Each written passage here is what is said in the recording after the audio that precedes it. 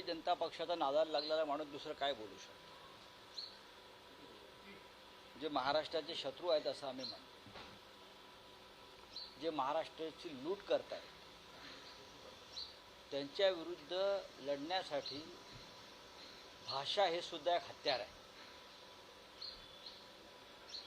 आणि ज्याला जी भाषा समजते, ज्या शत्रूला त्या भाषेचा वापर करावा असं आम्हाला बाळासाहेब ठाकरेंनी सांगितलेलं आहे. आणि भाषेचा म्हणजे शुद्ध, स्वच्छ, शुद्ध तुपातली भाषा कोणासाठी वापरायची? महाराष्ट्राच्या शत्रूसाठी. आम्ही ही चाटुगिरी आणि चमचेगिरी करणारे लोक नाही आहोत. राज ठाकरे काल इथे येऊन काय बोलले त्याच्यात मला जायचं नाही.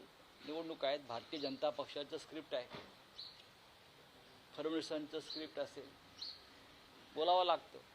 नाही तर ईडीची तलवार आहे वर, नाही तर ईडी आहे ना वर बसलेलं. आम्ही अत्यंत सभ्य सुसंस्कृत माणसं आहोत. आम्ही एका परंपरेमध्ये राजकारण केलेलं आहे. माझं बरंचसं आयुष्य बाळासाहेब ठाकरेंबरोबर गेलेलं आहे. राज ठाकरे यांनाही माहिती आहे, सगळ्यांना माहिती आहे. त्याच्यामुळे कोणती भाषा कधी वापरायची आणि काय लिहायचं आणि काय बोलायचं ह्याचे मला धडे घेण्याची आवश्यकता नाही. ते ठाकरे असतील ते मी राऊत आहे आणि बाळासाहेबांनी घडवलेलाच राऊत आहे. खरं म्हणजे आज महाराष्ट्रातल्या अनेक मतदारसंघामध्ये गुंडांचं राज्य सुरू झालेलं आहे. त्याच्यावर राज ठाकरेंनी बोलायला. राज ठाकरे ज्या भागात भाषण करून गेले तेथे अंडरवर्ल्डच्या मदतीने निवडणुका लढवल्या जात आहेत, भाजपकडून आणि एकनाथ शिंदेकडून. मुंबईतल्या अनेक मतदारसंघामध्ये मी तुम्हाला हीच माहिती देण्यासाठी आलेलो आहे. मुंबईतल्या अनेक मतदारसंघात, ठाण्यात, पुण्यात अनेक नामचीन गुन्हेगार ज्यांचे कधी काळी अंडरवर्ल्ड टोळ्यांमध्ये सहभाग होता किंवा आहे, मी त्यांची नावं देऊ शकतो. सत्यनारायण चौधरी या पोलीस अधिकाऱ्यांना, जे लॉ अँड ऑर्डरचे प्रमुख आहेत. अनेक असे गुंड आहेत, मी नावं देईन तुम्हाला. त्या गुंडांना जसं आम्ही पक्षातर्फे ऑब्झर्वर नेमतो, अनेक विधानसभा मतदारसंघात संपर्क प्रमुख नेमतो, त्या पद्धतीनं या गुंड टोळ्यांच्या म्होरक्यांवर विधानसभांची जबाबदारी देण्यात आलेली आहे. अगदी मग कांजूरमार्ग असेल, विक्रोळी असेल, भांडूप असेल, मुलुंड असेल, दादर असेल, ठाणे असेल, कोपरी पाचपखाडी असेल, ठाणे शहर असेल, कलिना असेल, कुर्ला असेल, म्हणजे ठरवून निवडून गुंड घ्यायचे. काही लोकांना त्यासाठी जामीन करून घेतलेला आहे, अनेकांना आपल्या पक्षात सामील केलं. आणि धक्कादायक असं आहे की वरिष्ठ पोलीस अधिकारी आणि गुंड यांच्या बैठका होतात. वरिष्ठ पोलीस अधिकारी IPS दर्जाचे आणि हे गुंड ज्या ज्या विधानसभा क्षेत्रात नेमण्यात आलेले आहेत निवडणुका जिंकून देण्यासाठी, त्यांच्या रितसर रात्री बैठका होतात. आणि मग या गुंडांकडून पोलीस आदेश घेतात. निवडणूक आयोगाला माझं हे म्हणणं आहे, आम्ही त्यांनाही माहिती देणार आहोत.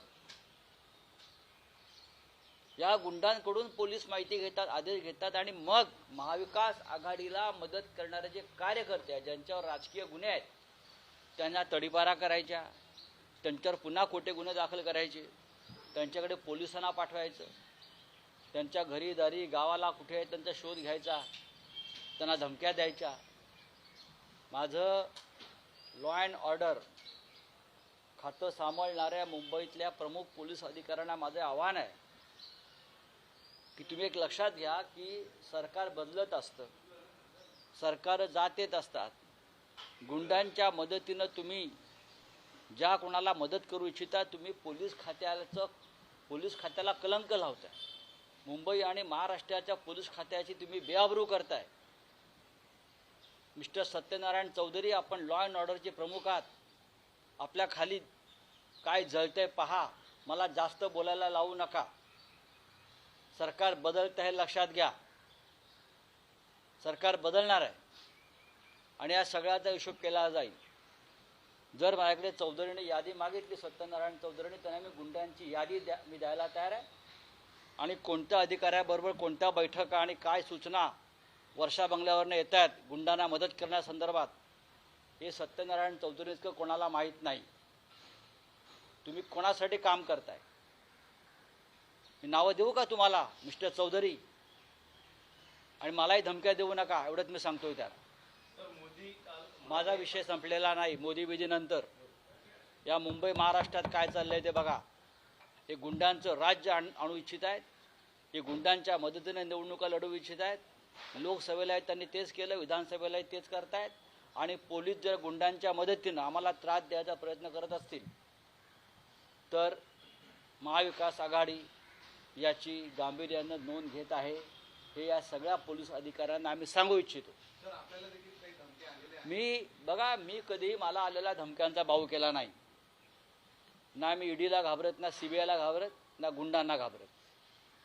मी कधी आम्ही याचा बाऊ करत नाही. मी असतील, सुनील राऊत असतील, आमचे शिवसेनेचे इतर सगळे प्रमुख लोक असतील, बरं का, आम्ही लगेच आमच्याकडे देवेंद्र फडणवीस यांच्याप्रमाणे काय फोर्स 1चे कमांडो लावायला सांगणार नाही. ते तुमच्यासाठीच आहेत. पण गुंडांच्या मदतीनं तुम्ही निवडणुका लढताय. ज्या गुंडांवर खून, खंडण्या, हत्या, अपहरण अशा प्रकारचे गंभीर स्वरूपाचे गुन्हे आहेत, ज्यांनी दाऊद टोळीबरोबर काम केलेलं आहे, आजही आहेत, अशा गुंडांना जर शिंद्यांचे लोक किंवा भाजपचे लोक वापरून आमच्या विरोधामध्ये निवडणुकीला त्यांचा वापर होणार असेल तर जे काही घडणार आहे त्याची सगळी जबाबदारी पोलिसांवर असेल. बोला आता काय तुमचं म्हणणं?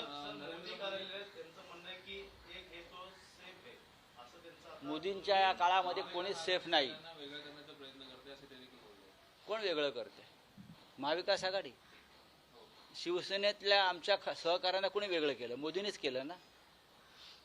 राष्ट्रवादी काँग्रेसच्या सहकार्यांना कोणी वेगळं केलं? मोदी आणि शहांनीच केलं ना.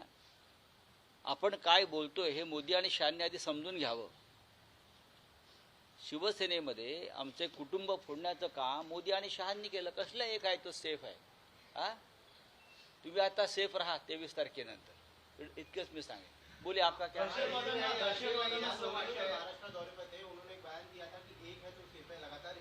देखो, ये इस प्रकार की बयानबाजी करने की नौबत प्रधानमंत्री पर क्यों आ रही है? बटेंगे तो कटेंगे नहीं चला, बटेंगे तो कटेंगे लोगों ने फेंक दिया हमारे यहाँ. अब एक है तो सेफ है. किसको आप एक कर रहे हो, किसको सेव कर रहे हो? इस राज्य की पूरी जनता आपकी नहीं है क्या? इस देश की पूरी जनता आपकी नहीं है? हम सेफ है महाराष्ट्र में, और हमको ज़्यादा सेफ होना है, इसलिए हमको बीजेपी को यहाँ से निकालना है.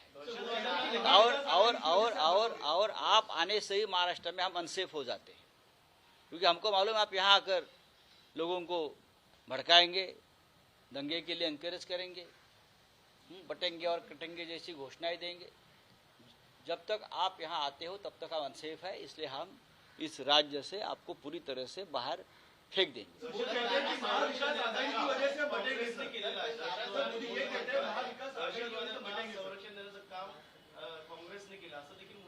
मोदी काही म्हणू शकतात.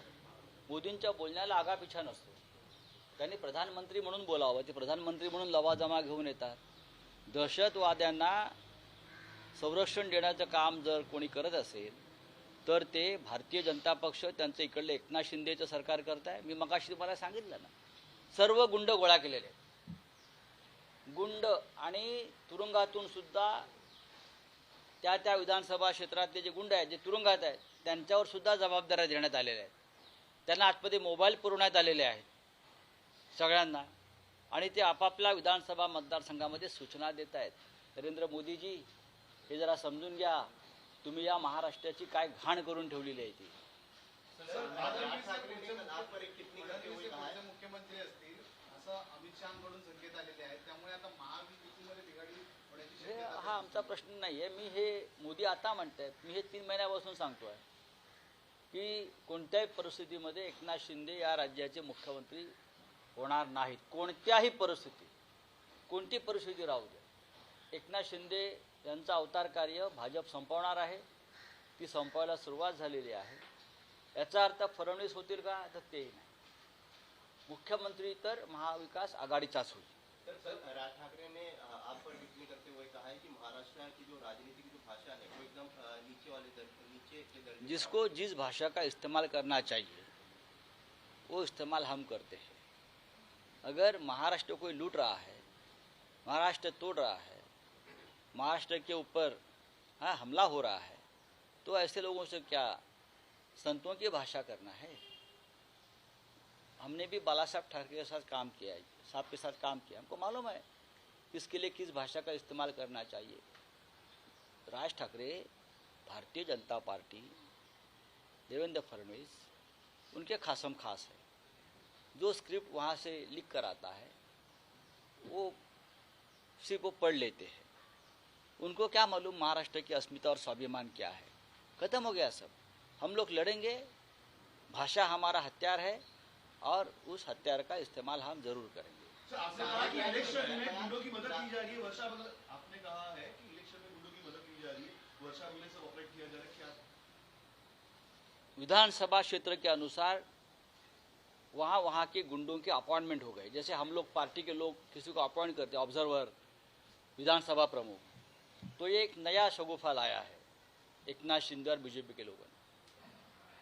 बहुत से लोगों को जेल से छुड़वा कर बाहर लाया है और जो उस एरिया के गुंडे लोग हैं उनका संगठन बनाया है और हर गुंडे के ऊपर उस विधानसभा क्षेत्र की जिम्मेदारी दी है.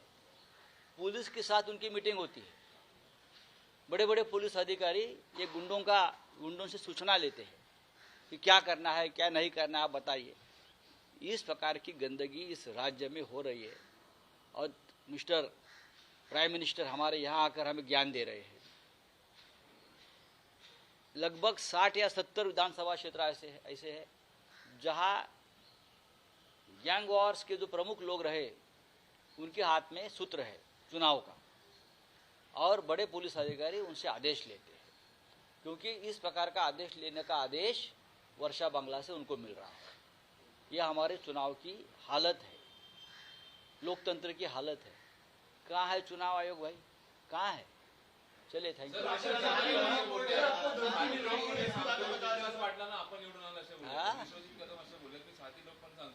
विशाल पाटलांना मी निवडून आणलंय, आपण निवडून आणलंय. जयश्री पाटलांना कोणी मित्रांनो बंडखोरी करायला लावली आहे. सत्य जेव्हा उघडकीस येईल तेव्हा त्याची खैर नाही असे बोलते. सर नारायण ने दिया है त्योहारों को लेकर. उन्होंने कहा है कि अगर अभी बाला साहब ठाकरे होते तो उद्धव ठाकरे को गोली मार. मुख्यमंत्री पदासाठी